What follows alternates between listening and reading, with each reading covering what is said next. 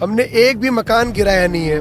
ठीक, हमने हमारा अभियान शुरू हुआ था नालों के ऊपर किए गए इंक्रोचमेंट से, जिसके कारण नाले की सफाई होना मुमकिन ही नहीं था।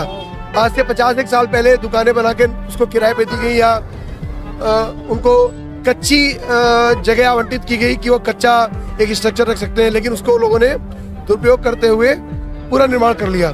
जनता ये आपसे जानना चाह रही है कि आपका प्लान क्या है, मैप क्या है, आपका प्लान क्या है? गुब्बारा रहा, साबात तिराहा रहा, बदायूं चुंगी रहा, चाहे वो जारी गेट हो, चाहे वो कब्रिस्तान वाला रोड हो, चाहे वो लक्ष्मणगंज हो, जनता आपसे रूबरू होना चाह रही है हमारे चैनल के माध्यम से, आपसे पूछना चाह रही है कि क्या आपका प्लान क्या है, मैप क्या है, क्या ये तोड़ने के बाद सही होगा या ऐसे ही टूटा रह जाएगा? बहुत सुंदर आपने प्रश्न किया है।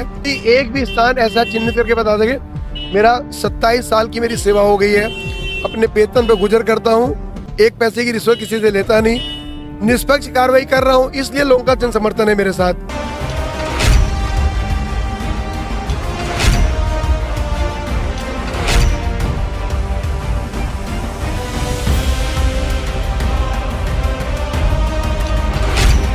हम इस समय चंदोसी में हैं और चंदोसी में अतिक्रमण अभियान जारी है। बहुत सी ऐसी दुकानों को गिराया गया है जिन्होंने अतिक्रमण कर रहा था। अब हमारे साथ यहाँ एसडीएम साहब हैंगे, उनसे हम बातचीत करते हैं क्या आगे का प्लान है, क्योंकि लोगों में भ्रम भी पैदा है और कुछ अफवाहें भी शहर में उड़ रही हैं अलग अलग तरीके की। तो इनसे बातचीत करके उन अफवाहों को भी विराम लगाते हैं और शहर में किस तरीके का विकास होगा उस पर भी बात करेंगे। जी सर, आपका बहुत बहुत स्वागत है। सर, जिस तरीके से अतिक्रमण अभियान का आज 11वां दिन है, आगे क्या प्लानिंग है? और जिस तरीके से कुछ जो लोग हैं वो भ्रम में भी हैं कि हमारा मकान जा रहा है, कि हमारी दुकान जा रही है, इनको बिल्कुल स्पष्ट हमारे R20 की तरफ से बिल्कुल आप बताएं। मैंने अभी आपकी किसी और टीम ने भी मुझसे पूछा था, मैं फिर दोबारा रिपीट कर रहा हूँ, हमने एक भी मकान गिराया नहीं है। ठीक, हमारा अभियान शुरू हुआ था नालों के ऊपर किए गए इंक्रोचमेंट से, जिसके कारण नाले की सफाई होना मुमकिन ही नहीं था। ये इस शहर की हालत ये थी, मैं पिछले 2 साल इस शहर में रह चुका हूँ, 2 घंटे की बारिश में घुटनों तक पानी भर जाता है या उससे भी ऊपर, लोगों का निकलना मुश्किल है। रीजन क्या था? यहाँ नालों के ऊपर कई सारी जगहों पे नगर पालिका की तरफ से भी आज से 50 साल पहले दुकानें बना के उसको किराए पे दी गई या उनको कच्ची जगह आवंटित की गई कि वो कच्चा एक स्ट्रक्चर रख सकते हैं, लेकिन उसको लोगों ने दुरुपयोग करते हुए पूरा निर्माण कर लिया। तो ऐसे लोगों को हमने पहले 10-12 दिन तो लगातार अनाउंस कराया। लोगों ने पटिया रखी है, नाले को पाट रखा है, जिससे हमारी मशीन भी काम नहीं कर सकती और मैनुअली भी काम नहीं हो सकता। उनको हम लोगों ने साफ कराया है।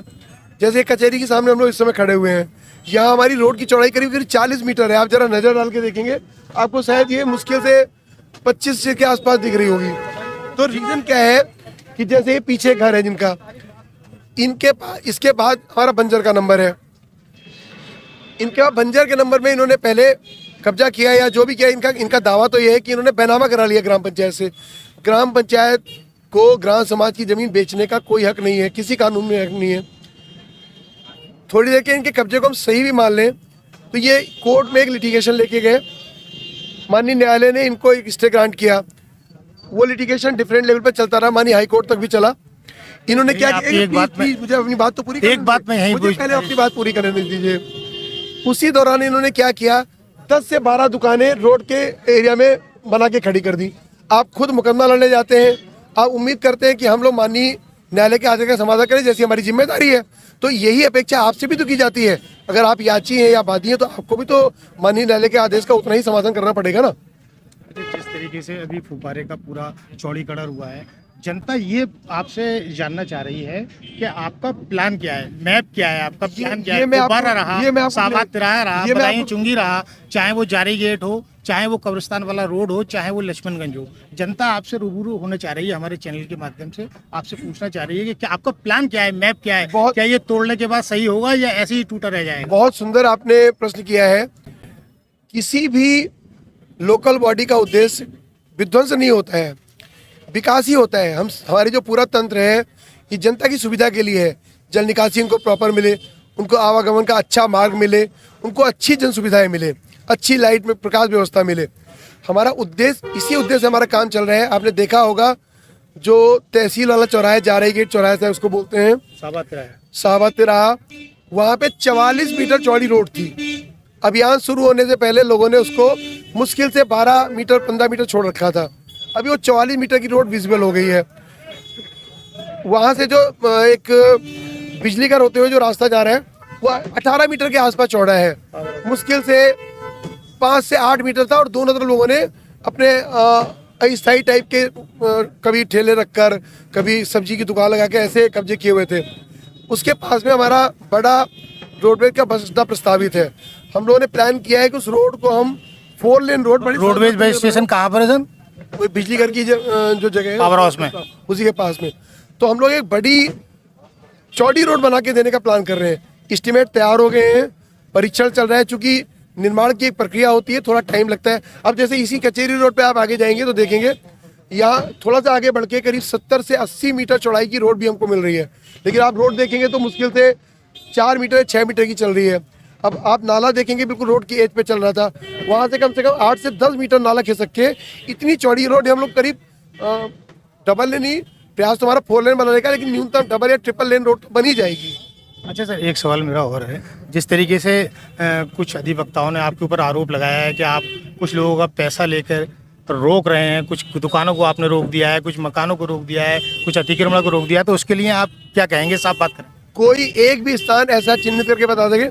मेरा 27 साल की मेरी सेवा हो गई है, अपने वेतन पे गुजर करता हूँ, एक पैसे की रिश्वत किसी से लेता नहीं, निष्पक्ष कार्रवाई कर रहा हूँ, इसलिए लोगों का जन समर्थन है मेरे साथ। ठीक है, जनता के लिए काम कर रहा हूँ। आरोप लगाने को कोई कुछ भी लगा सकता है, लेकिन जो भी आरोप लगाता है उसको सिद्ध करना पड़ेगा। ठीक, जहाँ तक तोड़ने या छोड़ने की बात है, इसको मैं अभी भी क्लियर कर चुका हूँ, दोबारा कर रहा हूँ कि जहाँ अस्थायी प्रकृति के स्ट्रक्चर हैं, छत नहीं है, बाउंड्री बना के आगे बढ़ा लिया, नाली के ऊपर पटरी डाल के कर लिया, उनको हमने तोड़ा है। जहाँ भी छत वाली भवन आ रहे हैं उनको हम जो प्रक्रिया है निर्धारित, उस प्रक्रिया का पालन करते हुए तोड़ेंगे, नोटिस देंगे, उनको अपनी पक्ष रखने का मौका देंगे। तो उनको आप अगर पक्षपात कर रहे हैं तो भाई आपकी समझ है, मैं कह नहीं सकता।